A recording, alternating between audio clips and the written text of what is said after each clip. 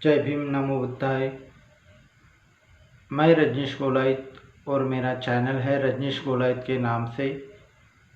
अगर मेरे कंटेंट अच्छे लगते हैं आपको तो इसको लाइक कीजिए, शेयर कीजिए और सब्सक्राइब कीजिए, और लोगों को ज़्यादा से ज़्यादा इन्फॉर्मेशन पता करने के लिए इसको ज़्यादा से ज़्यादा शेयर कीजिए।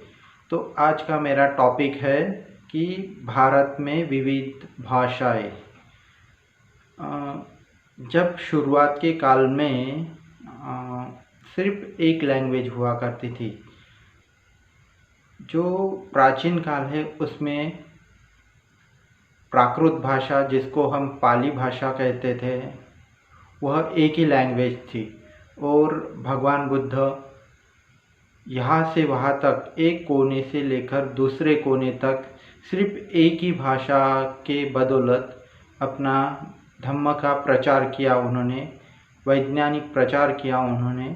सो वह एक ही भाषा थी, पाली भाषा, जो जन सामान्य भाषा थी, लोगों की बोली भाषा थी। तो उसमें उन्होंने प्रचार किया और इस तरह से उन्होंने अपने धम्म का प्रचार किया। फिर उसके बाद में संस्कृत भाषा आई और संस्कृत भाषा, यह पुरानी भाषा ऐसे बोलकर अपने को बताया जाता है, बट सबसे पुरानी भाषा है पाली भाषा। उसके बाद में संस्कृत भाषा का निर्माण हुआ और उसके बाद में फिर आई हिंदी भाषा। जब संस्कृत भाषा आई तो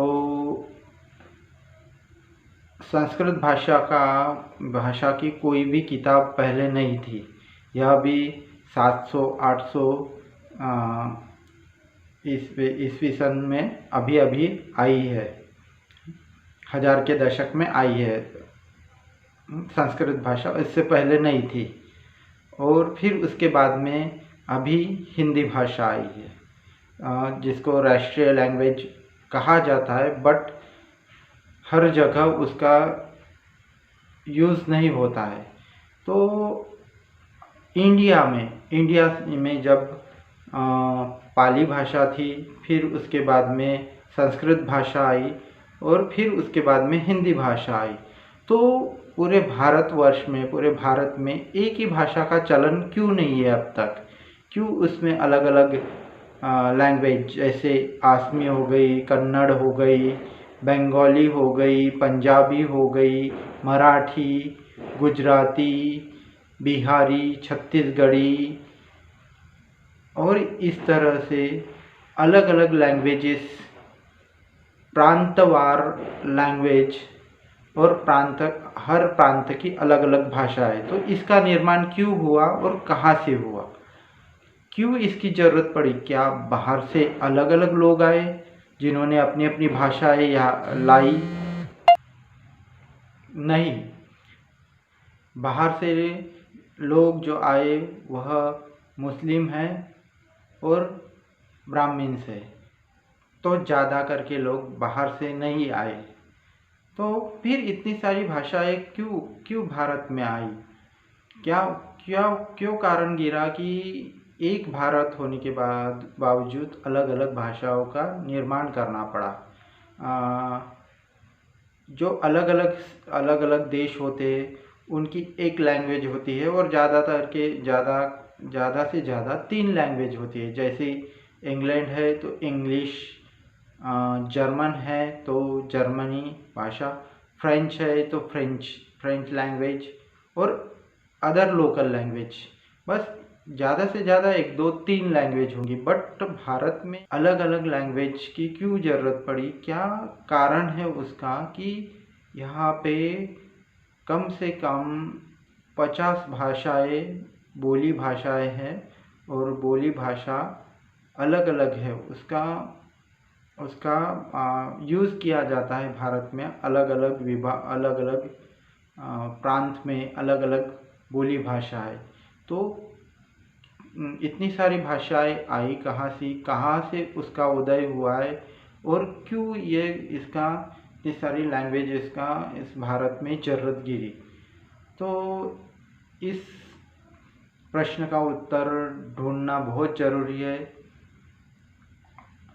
और बाहर से लोगों ने तो इतनी सारी लैंग्वेजेस लाई ही नहीं है, फिर इतनी सारी लैंग्वेजेस निर्माण हुई और उसकी बहुत सारी लैंग्वेजेस बोली जाती है। तो यह एक पार्ट हो सकता है डिवाइड एंड रूल का, कि कोई एक प्रवक्ता, कोई एक जो अच्छा यह है लीडर है, वह अपनी भाषाओं में, एक भाषा में पूरे देश को संबोधित ना कर पाए और अपना जो उसका जो यह है, अपना जो उसको जो मैसेज कन्वे करना है, तो वह एक भाषा में ना दे पाए। तो यह उसका कारण हो सकता है। अलग अलग लैंग्वेजेस होने के कारण कई गुजराती बोली जाती है तो कई मद्रासी बोली जाती है।